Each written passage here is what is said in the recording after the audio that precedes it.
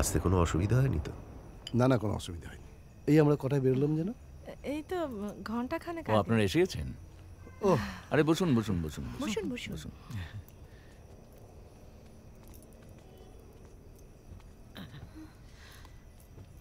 তোমরা হঠাৎ? হঠাৎ মানে? আজকে তো আসতেই হয়, কিছু নিয়ম কানুন আছে তো নাকি? কিন্তু তোমাদেরকে সকাল থেকে ফোন করছি, ফোনটা রিসিভ করছো না কেন? তাহলে যে সারপ্রাইজটাই নষ্ট হয়ে যেত। সারপ্রাইজ? এই যে ফোনে অর্ক, সব তোর প্ল্যান। আসলে তোর বউ ভাতের কোনো অনুষ্ঠান হচ্ছে না তো, তোর মন খারাপ লাগবে তাই অর্ক। আমাদের বারবার করে বলে দিয়েছিল তোকে যেন বুঝতে না দিই।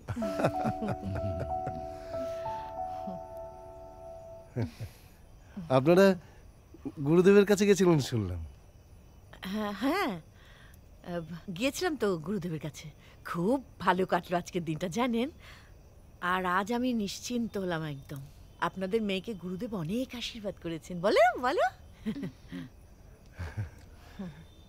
আমাদেরও একদিন নিয়ে যাবেন, প্রণাম করে আসবো।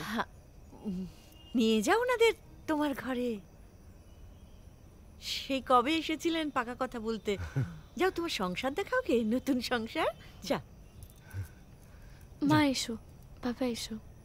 হ্যাঁ যান। এসো।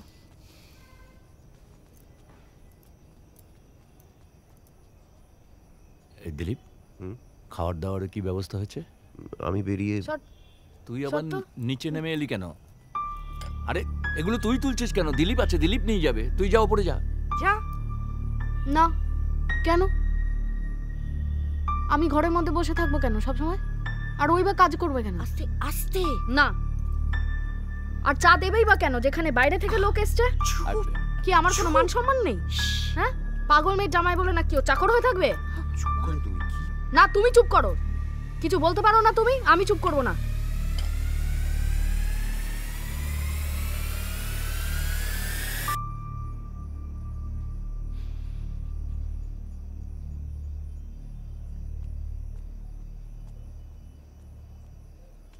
তোর গিফটগুলো তো পড়েই আছে, আমি তোর বাবাকে বললাম নিয়ে যাই।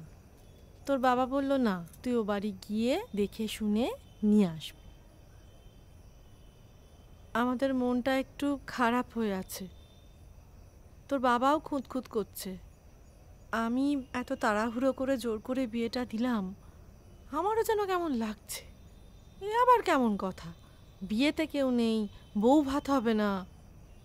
ফোনে অর্ক যা করলো কাল থেকে, ও সে তো আমরা দুজনে এসেই পাচ্ছি না বলো। শোন, তোর মা এখন খুব নিশ্চিন্ত। আহা, তুমি যেন নিশ্চিন্ত নও, জামাইয়ের প্রশংসায় তো একেবারে পঞ্চমুখ। এই তো ভালো। বসো না। না না না ঠিক আছে, বসুন বসুন। তারপর বলো, মানে ঘুরতে যাওয়ার কিছু প্ল্যান করলে? মানে কোথায় যাবে টাবে কিছু? না এখনো তেমন কিছু প্ল্যান করিনি। কোথায় যাবে, পাহাড় না সমুদ্র? না না, সমুদ্র না, তোমরা পাহাড়েই যাও। মনে নেই কুষ্টি? আসলে কি বলো তো, তোমরাও তো এসবে বিশ্বাস করো বলো? ওর কুষ্টিতে আছে জলে ফাঁড়া, তাই জন্যই আমি বলছি তোমরা পাহাড়ে যাও। আচ্ছা আচ্ছা বেশ, তাই হবে। আমি একটু রান্নাঘরের দিক থেকে আসছি। আরে অর্ক বস। হ্যাঁ ঠিক আছে।